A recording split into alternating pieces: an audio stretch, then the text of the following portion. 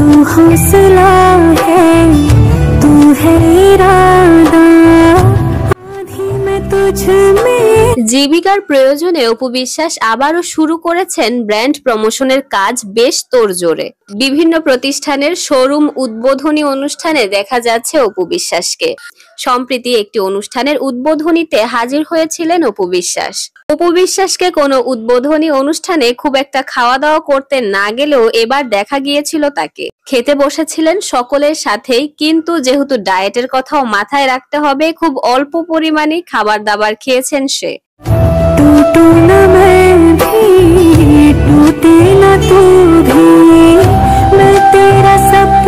ভিডিওটি হঠাৎ করেই ভাইরাল হয়েছে সামাজিক যোগাযোগ মাধ্যমে। তবে যে অনুষ্ঠানে অপু বিশ্বাস এখন যাক না কেন, তাকে কিন্তু কোনো অনুষ্ঠানেই আর আগের মতো হাসতে দেখা যায় না, বরং বেশিরভাগ সময়ই খুব মন খারাপ অবস্থাতেই দেখা যায় তাকে।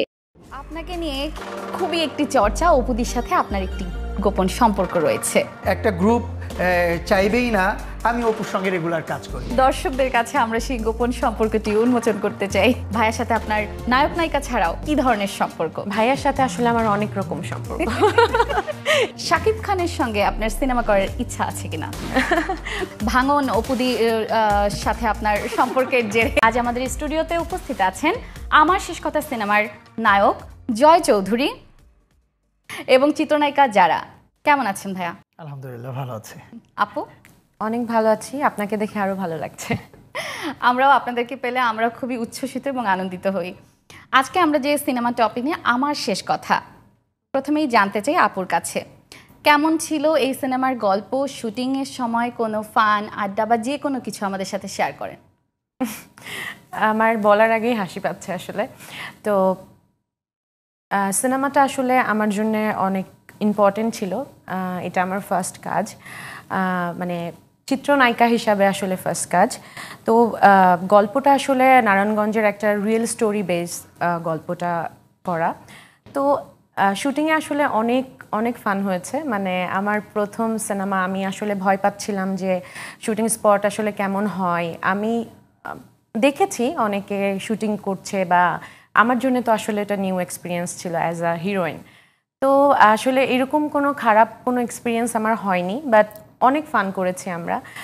আপনারা মনে হয় জানেন যে আমাদের হিরো জয় চৌধুরী আমার কি হয়, আপনি কি জানেন? পার্সোনাল সম্পর্কে যখন যাব তখন অবশ্যই আমরা এটাকে তুলে ধরবো। তো ওইটা নিয়ে আসলে বেসিক্যালি অনেক ফান হতো। প্রথমে তো কেউ আসলে জানতো না, তো যার কারণে তারা অনেকেই অনেক রকম করে চিন্তা করতো। দেন দেখা যাচ্ছে এটা নিয়েই ফান হতো। আর ভাইয়ার সাথে বেসিক্যালি অনেক ফান হতো, বিকজ ভাইয়ার আমি নিজেরা দুইজন মিলে কথা বলতাম অনেক সময় শুটিংয়ের স্পটে। অ্যান্ড অনেক সময় দেখা যাচ্ছে একটা রোমান্টিক সিন আমি হেসে ফেলছি, এখন ভাইয়া বলতেছে এখানে হাসির কি হলো, মানে এরকম একটা ব্যাপার অনেক সময় হতো আর কি। রোমান্টিক গান যেটা ছিল অ্যান্ড শর্টগুলা যখন ছিল তখন এরকম অনেক মজার মজার আসলে ঘটনা ঘটেছে। তাহলে তো বেশ এনজয় করেছেন। যে ভাইয়ের কাছে জানতে চাই, কাজী হাত সহ আরো অনেকেই এই সিনেমা অভিনয় করেছে, এই সহশিল্পী হিসেবে তাদেরকে পেয়ে বা নতুন বা যারা কাজ করেছেন যাদের সাথে, নতুন আপুর সাথেও আপনার প্রথম কাজ এটা, এবং আরও যারা পুরনো কো আর্টিস্ট আপনার ছিলেন, সবার সাথে কাজের অভিজ্ঞতা জানতে চাই। অ্যাকচুয়ালি এটা তো আমার রিলিজের হচ্ছে 16 নাম্বার মুভি রিলিজ হলো আর কি। আমার 22 মুভি শেষ। তো ইতিমধ্যে আল্লাহর রহমতে আমার বেশ ইন্ডাস্ট্রির যারা কাজ করছে রেগুলার সিনিয়র যারা আছেন সবার সাথে মোটামুটি কাজ করা শেষ। সিনিয়রের সঙ্গে কাজ করতে গেলে যত কাজ করছি তত এক্সপিরিয়েন্স বাড়ছে আর কি আমার। আর সেক্ষেত্রে ও নতুন ছিল, ওর জন্য এই ইন্ডাস্ট্রিটাই নতুন ছিল, আর পুরা টিমটাই পুরা পরিবারটাই নতুন ছিল। সেক্ষেত্রে ওকে সাপোর্ট দিতে হয়েছে। আর আমাদের সিনিয়র যারা ছিলেন তারা আমাদের সবাইকে সবসময় সাপোর্ট দেয়, বিকজ তারা অনেক বেশি কোঅপারেট থাকে অলওয়েজ জুনিয়রদের প্রতি। আর ওর জন্য যেটা ছিল সেটা হচ্ছে যে ওকে সবাই অনেক বেশি হেল্প করেছে। আমরা ট্রাই করেছি যে এই পরিবেশটা যে নতুন এটা যাতে বুঝতে না দেওয়া হয়, পরিবারের মতো করে আমরা ট্রাই করেছি যাতে ও সুন্দরভাবে কাজ করতে পারে। আমি আপুর কাছে, এখন সিনেমাটা কোন কোন হলে চলছে, কিরকম সাড়া পাচ্ছেন দর্শকদের কাছ থেকে? আসলে বলতে গেলে তো এটা অনেক বড়ভাবে বলতে হয়। যেমন আমাদের সিনেমাটা আসলে আরও 2 বছর আগে শুটিং করা, তখন আসলে একটা বড় এক্সপেকটেশন নিয়ে আসলে শুটিং করা হয়েছিল যে সিনেমাটা খুব তাড়াতাড়ি রিলিজ হবে, অ্যান্ড খুব তাড়াহুড়াও ছিল তাদের আসলে রিলিজের জন্য। তো দেখা যাচ্ছে আমাদের গানগুলার যখন শুটিং করেছি বা সিনেমা শুটিং করেছি, দেখা যাচ্ছে 10 দিনের মধ্যেই হচ্ছে আমাদের শুটিং শেষ করার একটা আগ্রহ ছিল তাদের। যদিও পরে আমাদের আবার শুটিংয়ে যেতে হয়েছে, আবার শুটিং করা হয়েছে। জানেন যে সেন্সরে এটা নিয়ে কিছুটা ঝামেলা হয়েছিল, সেই ঝামেলাগুলোর কারণে আসলে মুভিটা তখন রিলিজ হয়নি। বাট তখন যদি হতো আমার মনে হয় যে তখন আরও বেশি ভালো লাগাটা আসলে কাজ করতো। বাট অ্যাটলিস্ট আমার প্রথম সিনেমা, যেটা অনেক আর্টিস্টের জন্যই হয় না, যে প্রথম সিনেমা তো অনেক বড় বড় আর্টিস্টেরও এখনো পর্যন্ত রিলিজ হয়নি। তো সেই দিক থেকে আমার মনে হয় যে আমি অনেক লাকি। অ্যান্ড এখন যেই হলের যেই অবস্থা, আপনারা তো জানেন দেশের সিচুয়েশন কেমন, সব কিছু মিলিয়ে 19টা হল পেয়েছে আমাদের মুভিটা। তো এখন যেই মুভিগুলো রিলিজ হয়েছে রিসেন্ট আমাদের মুভিগুলোর সাথে, সব থেকে হল আমাদের মুভিটাই বেশি পেয়েছে। সো এটা আসলে আমার জন্য অনেক আনন্দর একটা ব্যাপার। আর আমার যেহেতু প্রথম মুভি, তো আমার জন্য আসলে এটা অনেক অনেক বড় একটা আশীর্বাদ।